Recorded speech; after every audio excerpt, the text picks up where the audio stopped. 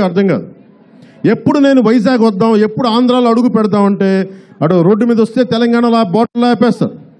ఈ రోజున మళ్ళీ వద్దామంటే నా ఫ్లైట్ని ఎవరు ఇంటెలిజెన్స్ ఆఫీసర్ అంట, ఆంధ్ర ఇంటెలిజెన్స్ ఆఫీసర్ అంట, వాళ్ళు రావట్లేదు, మీ ప్రోగ్రామ్ క్యాన్సిల్ అయిపోయింది చెప్పి మేము బుక్ చేసుకున్న ఫ్లైట్ని బెదిరించి పంపించేశారో మరి ఏం చేశారో తెలియదు, ఫ్లైట్ వెళ్ళిపోయింది. అంటే ఎందుకు భయపడుతున్నారు మేమంటే, ఎందుకు భయపడుతున్నారు జనసేన అంటే? నిజంగా మీరు ప్రతి కార్యక్రమం, ప్రతి పథకం ప్రజలకు ఇస్తే మీరు ఎందుకు భయపడుతున్నారు? ఈ రోజుకి కూడా 25 లక్షల రూపాయలు నష్టం జరిగితే 15 లక్షల రూపాయలు ఇస్తామని చెప్పి దాంట్లో 7 లక్షల రూపాయలు చేతిలో పెట్టారని చెప్పి ఇందాక మత్స్యకారులు చెప్తా ఉన్నారు. నాకు ఇంత కష్టాలు ఉన్నాయి అంటే 80% ఇచ్చామని చెప్పి అధికారికంగా రిలీజ్ చేసి, ఉదాహరణకి 15 లక్షల నష్టపరిహారం ఇస్తున్నామని చెప్పి 5 లక్షల రూపాయలే నిజానికి మత్స్యకారుడు యజమానికి వెళ్తా ఉంది, బోట్ యజమానికి పోతా ఉంది. మిగతా డబ్బు ఏమైంది? మీరు రిలీజ్ చేశారు, ఎవరికైతే అందాలో వాళ్ళకి డబ్బులు అందట్లా. దీని గురించి మనం ఏం చేయాలి, ఏం జరుగుతుంది, ఇదందరూ మీరు ఒకసారి ఆలోచించాలి. 400 కోట్ల రూపాయలు పెడితే మనకి ఒక హార్బర్ అయిపోద్ది. ఋషికొండ మన జగన్ బాబు ఉండడానికి 451 కోట్లతోటి ఆయన ఋషికొండలో ఒక ప్యాలెస్ నిర్మించిన రాజభవనం. ఉన్న రాజభవనాలు సరిపోవు ఆయనకి.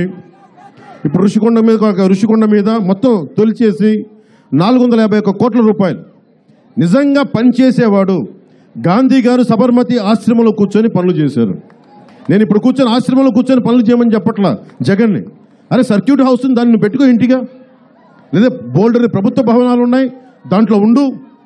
451 కోట్ల రూపాయలు నీ విలాసాలకు కాకుండా, నీ ఫ్యాన్సీలకు కాకుండా నిజంగా ఒక మత్స్యకారుడు హార్బర్కి పెడితే కనీసం 10,000 మంది మత్స్యకారుల జీవితాలు బాగుపడతాయి.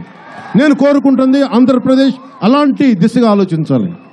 నేను మీకు ఈ రోజున మాట ఇస్తున్నాను, దశాబ్ద కాలం ప్రత్యక్షంగా జనసేన పార్టీని నడుపుతూ ఉన్నాను. అంతకుముందు 5 సంవత్సరాలు అప్పటి రాజకీయ ప్రస్థానంలో నుంచి ఉన్నాను. దాదాపు 15 సంవత్సరాలు 3 ఎన్నికలుగా నేను మన రాజకీయాల్లో ఉన్నాను.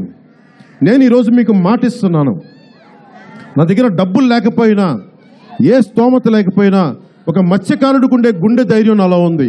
డీప్ సీ ఫిషింగ్కి వెళ్ళి ఎలా వేటాడి మత్స్య సంపదని ఎలా తీసుకొస్తాడో, నేను మీకోసం ఈ కుళ్ళుని వేటాడి కడిగి మీ భవిష్యత్తుని బంగారమయం చేస్తాను.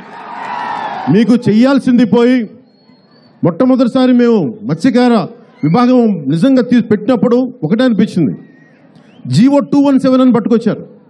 ఎంత దారుణం అంటే, మీకు ఎలాగ డబ్బులు ఇవ్వరు, ఇన్సూరెన్స్లు ఇవ్వరు, బోట్లు కాలిపోతే సరైన నష్టపరిహారం ఇవ్వరు. దీనికి అదనంగా జీవో 217 అనేది ఇన్లాండ్ ఫిషరీస్ అంటే